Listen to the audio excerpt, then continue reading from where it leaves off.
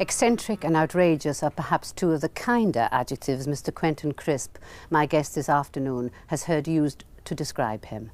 Mr. Crisp was the subject of last night's film, The Naked Civil Servant, of which you've just seen an excerpt, based on his memoirs.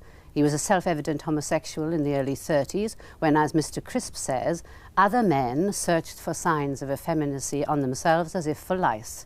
Mr. Crisp decided to brazen it out, plastering on lipstick, gold eyeshadow and nail polish and dyeing his hair with henna, adding a touch of colour to the streets of Chelsea. Now that film last night by Philip Mackay and Jack Gold impressed me no end and moved me. How did it strike you? Well, I thought that it was quite remarkable. I was asked whether I thought it was like my life, and I said I thought it was better because shorter. And it's also like the book and shorter than that. So it's got the essence of the various things, of the drama and the cruelty and the depravity and the jokes. And in that way, I thought it quite remarkable. Did people actually attack you physically for just how you looked? They attacked me physically. They sometimes attacked me without speaking a word to me, just rushed up and hit me. And sometimes they would say various things. Of course, the famous thing that everybody said was, what are you supposed to be? Or, are you supposed to be a man or a woman? To which I used to reply, why do you ask? What were you going to suggest we should do? But why do you think, I mean, what emotion is it in people that wants to attack you for just being something you want to be? Well, part of it is genuine moral indignation, and for this one has the greatest respect. And I see no reason why people shouldn't morally object. But of course the English answer won't really do. You can either shoot the homosexuals the moment you know they're homosexual, or you can let them be. You can't take a middle course by chivying at them and making their life difficult. You're not going to get anywhere. They're either going to go under, which makes them more difficult to get to know, more difficult to cope with, or else they're going to brazen it out. If you have a candle burning in a room where there's a draught, it can't burn straight. So that, and this is what happens to a homosexual person. Once everything he does, says, is, looks like, is in question. And this was so long before I was ever made up or flamboyant in any way. It was true at home now and true at school. Now, if this is so, you cannot grow absolutely vertical. You cannot remain absolutely still saying, this is what I am. You start to protest, because after statement comes protest. It's very hard to tell the difference.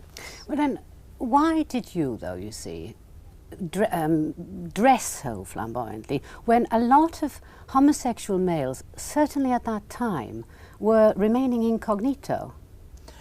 Well, because you can't remain incognito if it's something which affects other people so deeply, or as I saw it, I couldn't remain incognito.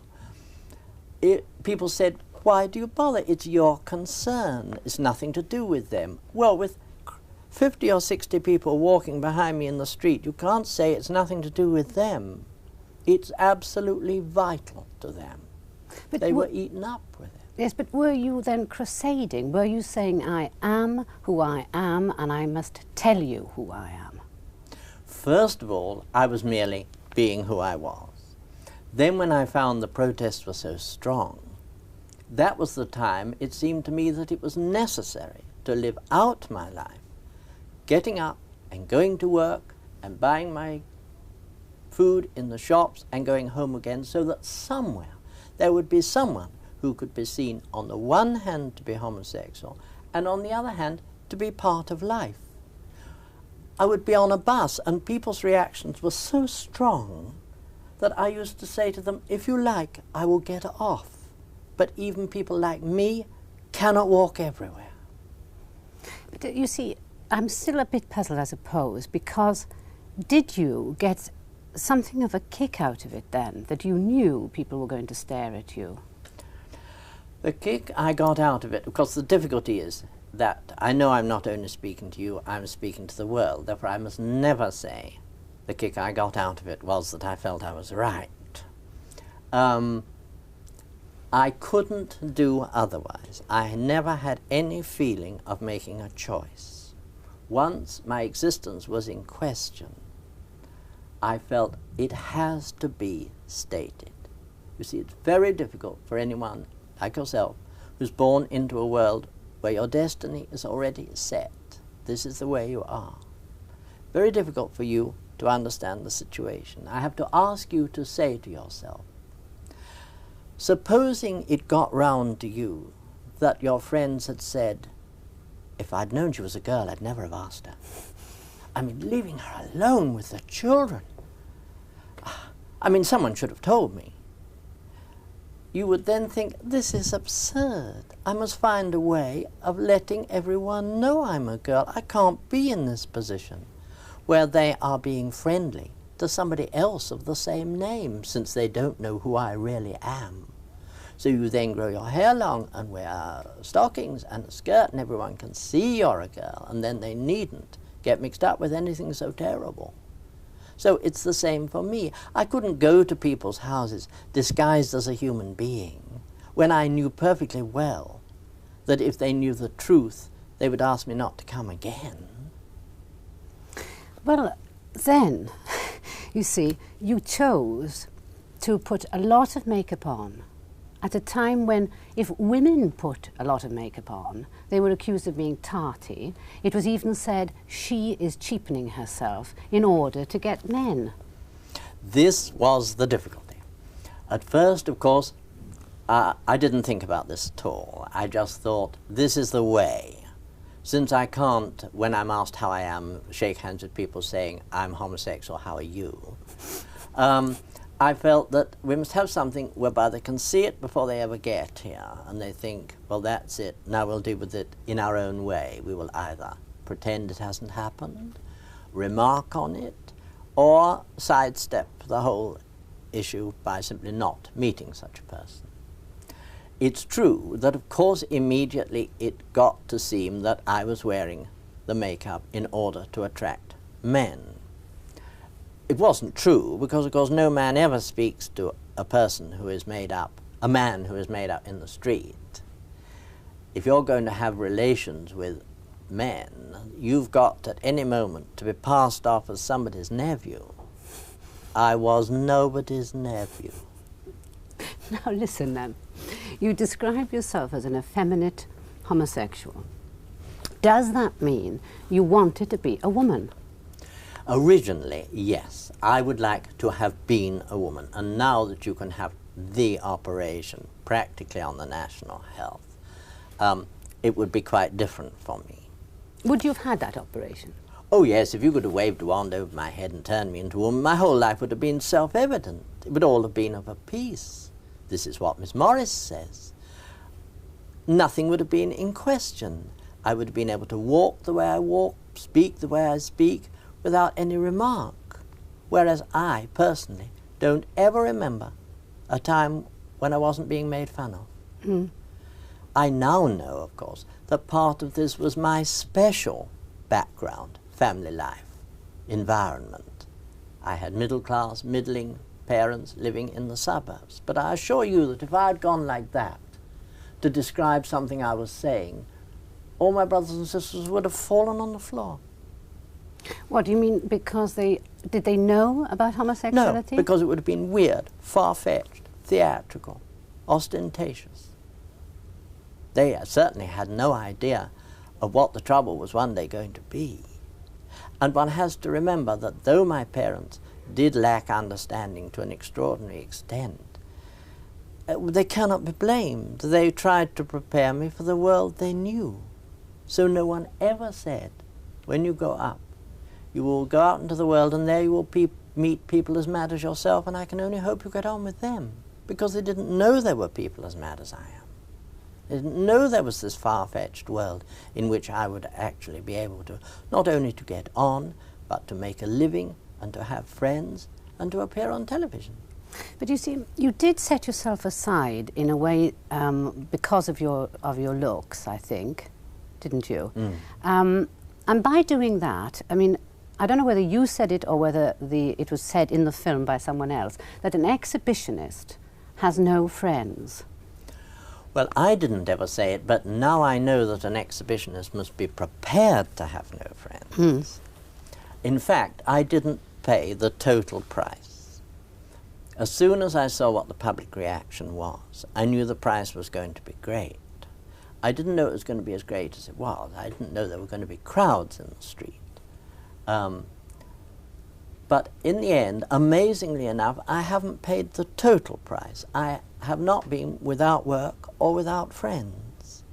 And this is a tribute, as I see it, to human nature, that people would undergo the shame. But if you'd known now what you know, what happened to you was quite amazingly cruel, would you have still behaved as you did if you'd known it was going to be like that? Oh yes, I couldn't have done otherwise. Once I'd begun, I couldn't have done otherwise. I couldn't go back and say, there, I didn't really mean it, I'm not as homosexual as all that. I couldn't have brought myself to do. I wanted everyone to get used to the fact. Unlike other people who, at the time, used to say, if only we were being understood, I never expect to be understood, nor care whether I'm understood. The great thing that is on the side of eccentrics, exhibitionists, homosexuals, is boredom. You see, now the fact of someone being homosexual hardly worth mentioning, and except in some particular context of which you say, well, you haven't understood the situation at all, they are lovers. Then you say, oh, you see. But to be told that somebody in public life is homosexual leaves you saying, and then? Well, do you think we're getting more adjusted to our sexuality? Well, I think you're getting adjusted to it, but it would be a mistake for homosexuals to imagine that the change in the law reads, forgive us for having persecuted, please cross our unworthy threshold with your purple feet.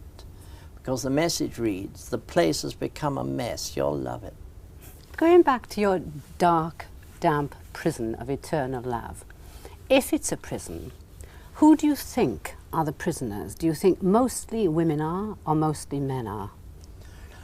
Well, since men don't really, I think, listen while they're saying, with my body I thee worship, and on these other things, I think it's probably the women who, until recently, looked on marriage as something which they must achieve. Not to have got married was to be a failure when I was young. If you were not married and someone, a cashier, said, Mrs. or Miss, you said, ha ha, I'm not married, thank God. You don't have to do any of that now. You say Miss. This is what was the prison, having to get married to show you could. And then you were stuck with it because anything else meant you obviously had failed at something, since you are now alone. Well, as far as I'm concerned, you've got to have at least some time to be alone. I love people, and I spend a great deal of time with them. I know as many people as I can.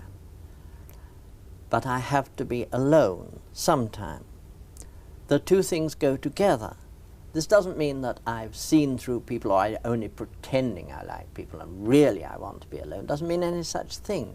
As I give myself utterly to everybody all the time, I get exhausted, happily exhausted. And therefore there are times when I go away and am by myself in order to renew myself. It's like going to your dressing room. You can't be on stage all day of every day, only nearly all day of every day.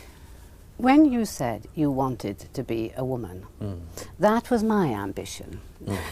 Now, the funny coincidence about this particular thing, watching that film last night and the way you looked, where your head goes up and so forth, reminded me that I wanted to be a woman like you were.